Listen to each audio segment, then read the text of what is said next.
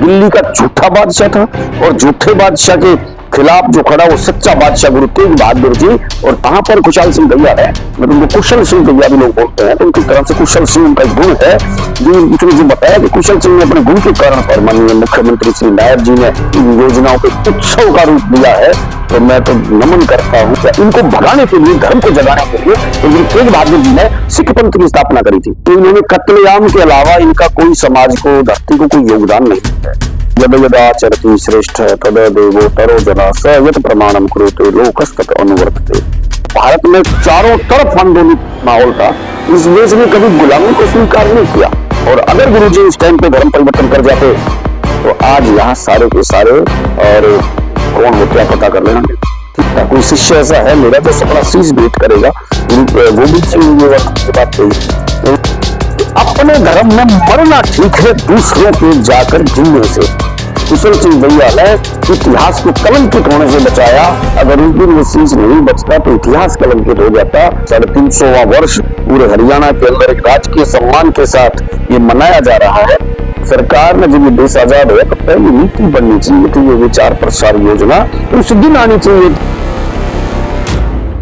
दोस्तों नमस्कार, मैं आपका दोस्त मनोज जांगड़ा और आपके बीच आया हूँ एक महत्वपूर्ण जानकारी लेकर, जो कि आप जानते हैं कि भाई कोई किसी के लिए जान नहीं देता है, कोई सिर नहीं कटा सकता है, लेकिन हमारी देश की आजादी और बहुत महत्वपूर्ण एक शख्स है जिसकी कहानी आज हम आपको सुनाने जा रहे हैं और उनके बारे में बहुत महत्वपूर्ण जानकारी आपके बीच में देने जा रहे हैं। हमारे बड़े भाई आपके बीच में भाई वीरेंद्र खालसा जी, जो कि मुख्यमंत्री, जो हमारे माननीय मुख्यमंत्री सीएम साहब हैं, उनके ओएसडी हैं। भाई साहब नमस्कार। जी नमस्कार, आपका जी स्वागत है। जी नमस्ते जी नमस्ते। एक बहुत बड़ा प्रोग्राम सोनीपत के में किया जा रहा है, राजीव गांधी एजुकेशन सिटी में।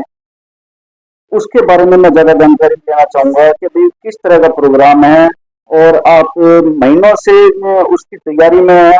आज बड़ी मुश्किल से हमें समय मिला है आपसे बात करने के लिए। जी।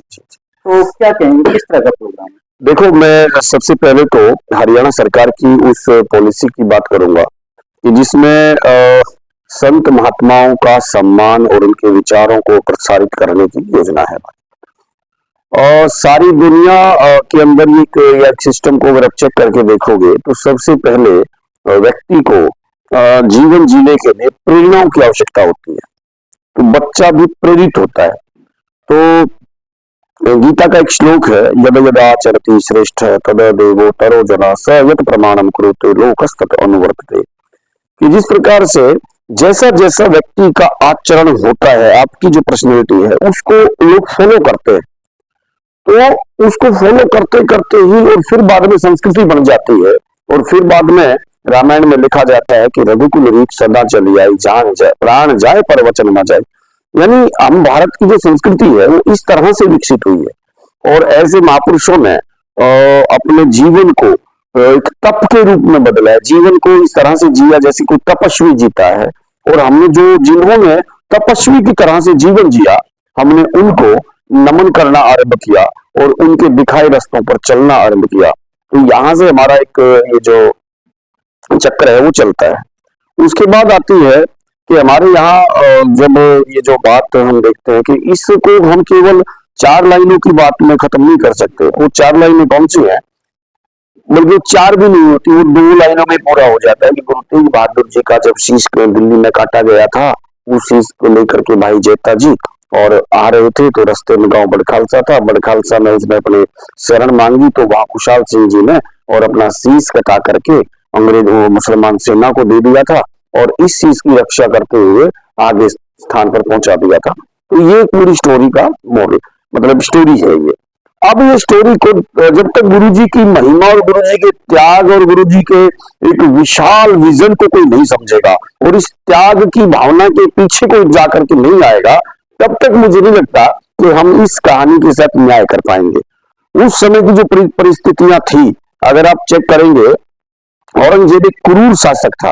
औरंगजेब से पहले लोगों ने कहता है कि इनके नेचर में है ये एक परंपरा है, ये हत्याओं से खून रक्त रंजित परंपरा है ये। और सदियों से जब से ये आए हैं, इनका इतिहास आप जो उठा करके देखोगे तो इन्होंने कत्लेआम के अलावा इनका कोई समाज को, धरती को कोई योगदान नहीं है। ये केवल मानवता के एक तरह से दुश्मन द्रोही है। तो उस समय भी यही था कि छोटी छोटी बच्चियों को उठा लिया जाता था, घर में घुसे तो बेटी कहाँ है, तो बेटी को दिन में उठा के ले। इस प्रकार का वातावरण यहाँ पर था। कोई बहुत अच्छा कोई युवा है और वो अपनी बात को रखना आरंभ किया, अपने समाज में उसने कुछ बातें करनी शुरू की, तो उन्होंने उसको काटना आरंभ किया, मारना शुरू किया। ऐसे बच्चों को, युवाओं को, नौजवानों को उठाना, उनको काट देना, मार देना, मतलब ऐसी क्रूर यातना ये लोग देते थे। औरंगजेब के पास से पूरा एक सलाहकारों का जब विषय गया कि औरंगजेब ने अपने शासन काल में कभी शांति से राज कर नहीं किया। वो पूरी जिंदगी उसने इधर उधर भारत में चारों तरफ आंदोलित माहौल था। इस देश ने कभी गुलामी को स्वीकार नहीं किया। आप देखोगे मराठों से भिड़ रहा था, हिंदवी साम्राज्य की स्थापना उसी के नीचे, नाक के नीचे की गई, अपने दम पे की गई वीर छत्रपति शिवाजी ने। और उसके बाद आप राजस्थान में देखिए, राजस्थान में उसके खिलाफ कभी भी कोई शांति काल कभी आया ही नहीं, लगातार युद्ध हुए। तो इस देश ने कभी भी अपनी गुलामी को स्वीकार नहीं किया। इतिहासकारों ने लिख दिया कि तुम गुलाम हुए थे, लेकिन मैं दावे के साथ कह सकता हूं इतिहास की कोई तिथि ऐसी नहीं होगी कि जहां पर तलवारें नहीं उठी होंगी या तो कटे होंगे अपने सर या सामने वाले के सर कटे होंगे, लेकिन इस देश ने हार नहीं मानी कभी। दूसरा, हजारों वर्ष तक इस देश के ऊपर बर्बरताएं इसने झेली, लेकिन कभी भी वो पूरी तरह से इस देश को कब्जे में नहीं ले पाया। तो औरंगजेब ने विचार किया, क्यों नहीं ले पाया? इसलिए नहीं ले पाया, यहाँ एक बहुत अच्छा सुदृढ़ एक ऐसी पद्धति विकसित थी कि समाज को 4 वर्णों में बांट करके और एक दूसरे का मान सम्मान करते हुए ये समाज आगे बढ़ता था। और कश्मीर में ही पत्र क्यों लिखा? क्योंकि कश्मीर के ब्राह्मण जो थे, जो पंडित जो थे, वो इस समाज को दिशा निर्देश करने का, इस देश की संस्कृति को, इस देश के ग्रंथों को, इस देश के विचारों को, उसमें अनुसंधान जो चलते थे वो अधिकांश कश्मीर में होते थे। खुद उसका भाई दारा सिको, वो जाकर के उसने संस्कृत सीखी, वेद पढ़े और वेदों को पारसी में अनुवाद किया, वो कश्मीर में ही जाके किया। तो उन्होंने कहा कि सबसे पहले इनका जो श्रेष्ठ जन है, जिनके मार्गदर्शन पे ये समाज चलता है, जो बताता है जीवन मूल्यों, जीवन जीने के मूल्य सिखाने वाला वो वर्ग है, उसको टारगेट करो। तो इन्होंने ब्राह्मणों को काटना शुरू किया और उनको पत्थर लिखना शुरू किया और समाज को भेद में कमजोर कर करके उसके छोटे छोटे हिस्से करके तोड़ना आरंभ किया।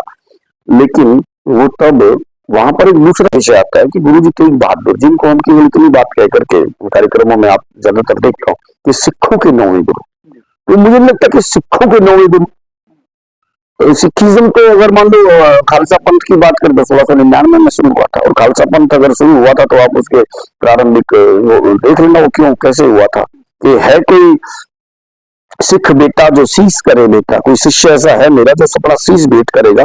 गुरु गोविंद सिंह ने ये बात कही थी। तो उन्होंने कहा था कि जगे धर्म हिंदू सकल भंड भाजे, इस हिंदू धर्म को जगाने के लिए और जितने आडंबर, जितने पाखंड यहाँ पर थे और इस प्रकार तुर्क भंड भाजे, ऐसा शब्द था कि इन तुर्कों को, ये जो बाहर से मंगोल, ये जो गुलाम, ये जो जिन्होंने इस देश को प्रताड़ित किया, इनको भगाने के लिए, धर्म को जगाने के लिए और गुरु तेग बहादुर जी ने सिख पंथ की स्थापना करी थी। लेकिन कालांतर में अगर हम देखें तो एक अलग प्रकार का सिनेरियो वर्तमान में बनाया। इसलिए गुरु जी के बारे में जिस प्रकार से समाज में श्रद्धा और जिस प्रकार से ज्यादा जानकारी होनी चाहिए थी, उसका आज भी अभाव है। तो इसलिए ये विचार कि गुरुजी के पास गए वो लोग, क्योंकि गुरुजी हमारे समाज का नेतृत्व करते थे और गुरुजी को हम सच्चा बादशाह कहते थे, क्योंकि हमने दिल्ली के बादशाह को कभी सच्चा नहीं कहा। दिल्ली का झूठा बादशाह था और झूठे बादशाह के खिलाफ जो खड़ा वो सच्चा बादशाह गुरु तेग बहादुर जी, और तेग बहादुर जी की शरण में और वो कृपाराम पंडित जी के नेतृत्व में और वो सारे लोग वहां पर गए और जाकर के बात बताई कि इस प्रकार से हमें प्रताड़ित किया जा रहा है, काटने के आदेश दिए हैं। तब गुरु जी ने कहा था, और ये तिलक और ये जनेऊ खतरे में, इस तिलक और जनेऊ की रक्षा के लिए गुरु जी ने कहा कि इसके लिए बलिदान चाहिए किसी महापुरुष का। तब वो बाल गोविंद, छोटा सा बच्चा, 9 वर्ष आयु जिसकी है, वो अपने पिता को प्रेरित करता है कि पिता आपसे महान बलिदानी कौन हो सकते हैं पिताश्री। तो इसलिए अपने पिता को और बलिदान के लिए तैयार करता है। ये भारत की संस्कृति का एक विलक्षण उदाहरण है। जब आप जाते हैं 4 महीने तक बाबा जी वहां से जब चले दिल्ली के लिए, तो गुरु तेग बहादुर जी को 4 महीने तक कैद में रखा, उनको यातनाएं दी, उनको क्या क्या नहीं किया होगा। और उसके बाद उन्होंने किस प्रकार से और यातनाएं झेली। सतीदास, पंडित मत्तीदास, उस दोनों सगे भाई थे जो कश्मीरी थे, और जो दयाला, ये सब लोगों ने और अपनी बलिदान दे दिया। कैसे और कितनी बर्बरता देखिए आप। सतीदास को, मतीदास को एक को आरे में चीर दिया, एक को रुई में लपेट करके मार दिया। भाई दयाला को उबलते तेल में उन्होंने मतलब डाल के मार दिया। गुरु जी की सर उनका बड़ा बलिदान हो गया। तो ये जो बलिदान हुआ था, ये बलिदान में अब ये प्रश्न यहाँ उठता है कि किस लिए हुआ था। 3 प्रकार के वर्तमान में झगड़ों की बात करते हैं समाज में, जर जोरू अजमी। कोई राजपाट था क्या, जमीन का झगड़ा था क्या, कोई स्त्री का झगड़ा था क्या, कोई अन्य कोई झगड़ा था क्या। केवल और केवल इस धर्म, संस्कृति, इस विरासत के लिए वो बलिदान था। तिलक और जनेऊ की रक्षा के लिए बलिदान था। इस देश के जीवन मूल्यों के लिए बलिदान था। इस देश के व्यक्तियों के अधिकारों के लिए बलिदान था। इसलिए उस बलिदान को अगर भारत का कोई व्यक्ति नहीं जानता तो इस देश के लिए दुर्भाग्य की बात होगी। और गुरु जी का जो ये बलिदान था, हर भारतीय को उनके लिए नतमस्तक होना चाहिए, क्योंकि वो गुरु, वो हिंद की चादर थे, वो गुरु जगत गुरु थे। वो पूरे इस व्यवस्था को उन्होंने दिशा देने का काम किया था। दिल्ली की सारी जनता उस टाइम पे जो वहीं पर खड़ी थी, और अगर गुरु जी उस टाइम पे धर्म परिवर्तन कर जाते तो आज यहाँ सारे के सारे और कौन होते आप पता कर लेना, ठीक। और ऐसे करके देश का लोगों ने कर्णधार थे वो उन्होंने बनाया। और अध्याय नंबर 2 शुरू होता है कि ये तो नहीं बन गई, गुरु जी तो टूटे नहीं, शीश दिया पर सार नहीं, सर दे दिया लेकिन अपना सार नहीं दिया। और अब उनको काट काट के और पूरी दिल्ली के चारों तरफ टांग दो, ऐसी योजना बना दी ताकि लोगों के भय डाउन हो, मनोबल टूट जाए। और गुरु तेग बहादुर जैसे लोग अगर इतने कमजोर, गुरु तेग बहादुर जैसे लोग भी नहीं कुछ कर पाए, उनको भी टांग के काट दिया तो लोगों का भाव बदलता। लेकिन लोगों में जोश आया, लोगों में पीड़ा हुई। और भाई इधर लखीशा बंजारा उस देह को उठाता है, देह को उठा करके अपने घर के अंदर जाकर के गाड़ी को डालता है और घर में आग लगा करके गुरु जी का संस्कार करता है। इतिहास के अंदर आप देखना, आप विचार करके देख लो, वो तो परिस्थितियां तो समान होती है, आप करके देख लो कि कितनी महत्वपूर्ण बात थी कि घर तो और बन जाएगा लेकिन धर्म नहीं बनेगा। इसलिए धर्म के लिए लोगों ने, और ये नया नहीं था, ऐसे कितने उदाहरण थे।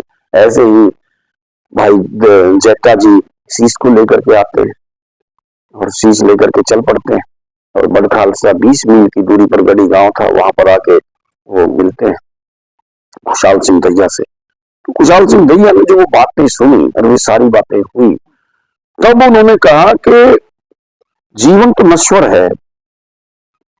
और एक भगवान कृष्ण जी ने गीता के श्लोक में कहा है कि स्वधर्म निधनम श्रेय पर धर्म भयावह, कि अपने धर्म में मरना ठीक है दूसरों के जाकर जीने से, दूसरों की गुलामी से बढ़िया है कि अपने धर्म में जाके हम सुवीर गति को प्राप्त हो। तो वहां पर खुशहाल सिंह दैया है, मतलब उनको कुशल सिंह दैया भी लोग बोलते हैं, तो उनकी तरह से कुशल सिंह उनका एक गुण है। जो बताया कि कुशल सिंह ने अपने गुण के कारण से उस पवित्र शीश की रक्षा करी। कुशल सिंह दैया ने उस व्यक्ति के, उस भाई जेता के विश्वास को बना के रखा। कुशल सिंह दैया ने इतिहास को कलंकित होने से बचाया। अगर उस दिन वो शीश नहीं बचता तो इतिहास कलंकित हो जाता और पवित्र शीश गुरु जी का और दिल्ली में जाकर बेकदरी का शिकार हो जाता। और दूसरी तरफ गांव को बचाया, उनकी सेना चारों तरफ से गांव को घेर चुकी थी।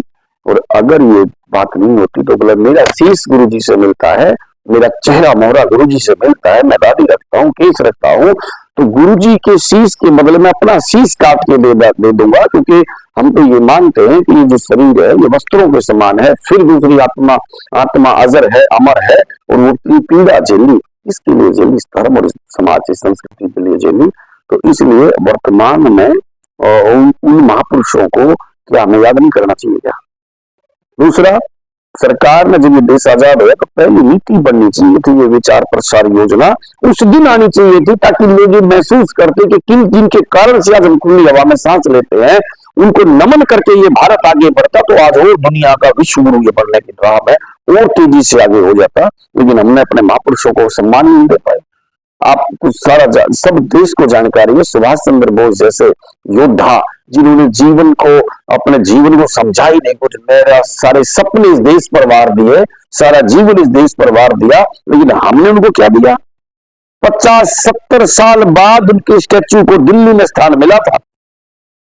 इस प्रकार से हमने अपने वीर योद्धाओं को भी माना ही नहीं। और वल्लभ भाई पटेल को हमने क्या समझा?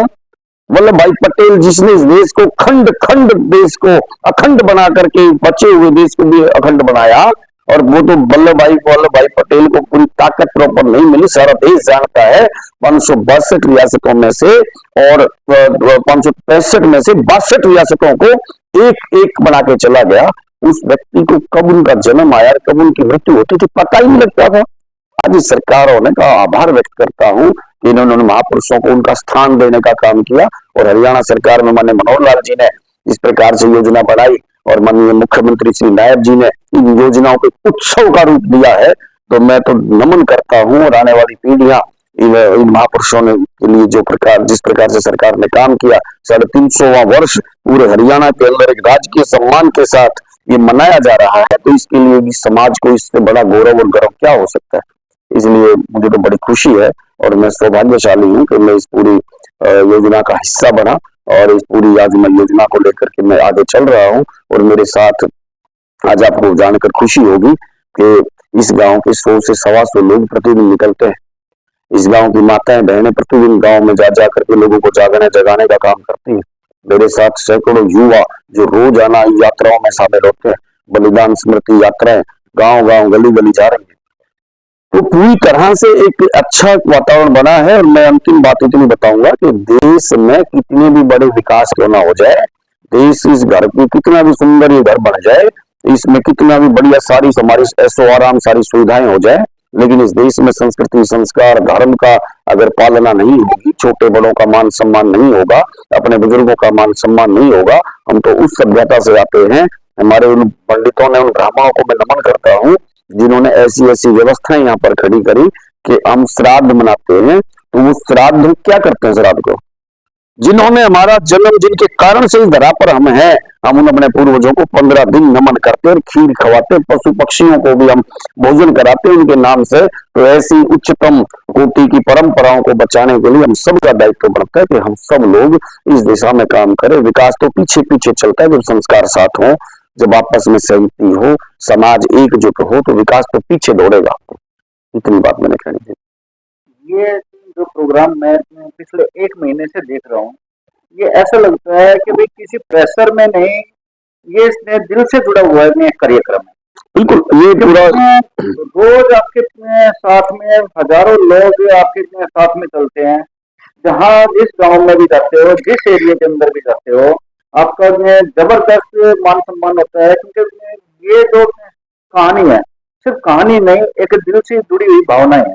मेरा मान सम्मान नहीं है, मैं तो महापुरुषों की उस यात्रा का सम्मान है, उस जो वो एक प्रॉपर्टी है उसका ये सम्मान है। और समाज का जो भाव है वो व्यक्त होता है। अगर बच्चों को ये ना बताएं कि तेरा चाचा है, ये तेरा ताऊ है, तो भी वो मामला वो जानता नहीं पहचानता नहीं। तो इसलिए मेरा इतना है कि ये सारी चीजें हमारी हुई है ना, ये वो भाव है लोगों का, इसलिए वो लोग उमड़ के आते हैं और बड़ी संख्या में यहाँ पर लोग पहुंचेंगे। और मैं तो आपके माध्यम से भी अपील करता हूँ कि ये उन महापुरुषों को नमन करने का एक सुअवसर है। हमने गैलरी बनाई है जिसमें उन अछूते महापुरुषों को, शहीदों की चिताओं पर लगेंगे। हर वर्ष मेरे वतन पर मिटने वालों का यही बाकी निशा होगा। किसी व्यक्ति ने ये लिखा था, लेकिन मैं तो ये कहता हूँ कि महाशय कवि महोदय, आपने गजब की पंक्तियां लिखी, लेकिन यहाँ तो प्रश्न ये उठता है कि अनेक महापुरुष ऐसे हुए जिनका चिताई नहीं जड़ी, जिनके चिताई नहीं जड़ी तो मेले कौन लगाएगा, जिनके अगर चिताएं जड़ी तो फूल भी नहीं चुगे गए। फूल कौन चढ़ाएगा? तो आज उन महापुरुषों को नमन करने का, फूल चढ़ाने का ये 14 नवंबर प्रातः 10 बजे का जो समय है, वो नमन करने का दिन है। मेरा तो इतना आग्रह है कि हम सब लोग इसमें एक उत्सव के रूप में अपना कर्म और अपना धर्म समझते हुए इस कार्य को करें। आपका बहुत बहुत धन्यवाद। मुझे अभी इस कार्यक्रम में कितनी संख्या में आने की उम्मीद है? देखो, मैं संख्या का, हमने कोई ये कार्यक्रम संख्या की दृष्टि से हमारा पक्ष नहीं है। इस कार्यक्रम में संदेश महत्वपूर्ण है, तो हम संख्या का तो इसमें पक्ष नहीं करते, लेकिन ये है कि एक अपार संख्या इसमें पहुंचेगी और लोग अपनी भावना से जुड़ करके यहाँ पर आ रहे हैं। और लोग ये मान, मेरे पास फोन आया, बोला भाई साहब हम तो मजदूर आदमी है, लेकिन मैं, मेरी पत्नी, हम दोनों बच्चे लेकर के आ रहे हैं, उचाना से आ रहे हैं। तो मैं तो ये जो छोटा सा उदाहरण मैं आपको बता रहा हूँ, ऐसे ऐसे उदाहरण लोग अपने स्वयं अपने बसों से और अपने खुद से इस कार्यक्रम में जुड़ने के लिए आ रहे हैं। तो इससे अच्छे अच्छे उदाहरण और क्या हो सकते हैं। मुझे एक चित्रकार है, मैं उसको सच में नहीं जानता बेचारे को, उसने एक फोटो बनाया है, वेट करने के लिए 14 तारीख को इस कार्यक्रम में आएगा। तो वो भी कहीं कैथल से कोई है, वो आएगा। तो ऐसे कितने छोटे छोटे उदाहरण बताऊंगा मैं कि एक महिला है, महिलाओं के गीत उन्होंने बनाए हैं। महिलाएं जैसे गांव में हमारे यहाँ गीत गाते हैं, वो गीतों के कार्यक्रम में है। तो सब लोगों ने कईयों ने गीत लिखे, कईयों ने लेख लिखे हैं इस पूरी कहानी पर, इस पूरे विषय को लेकर के। तो सब लोग, एक बच्ची है युक्ति कौशिक है, वो युक्ति कौशिक 8 वर्ष की बच्ची है। मैं यहाँ चित्र भेज करके भी इतना बड़ा चित्र बनाया, इतना अच्छा भाषण देती है वो वैसे रुला देती है भाषण जब बोलती है। मात्र 8 वर्ष की बेटी है वो। ये सारी चीजें बहुत अच्छा इसमें कर रही है। तो मैं क्षमा चाहूंगा, मैं बहुत बहुत धन्यवाद। ठीक है जी, धन्यवाद। तो गाना सब बहुत अच्छा लगा। 14 तारीख का प्रोग्राम याद रखना।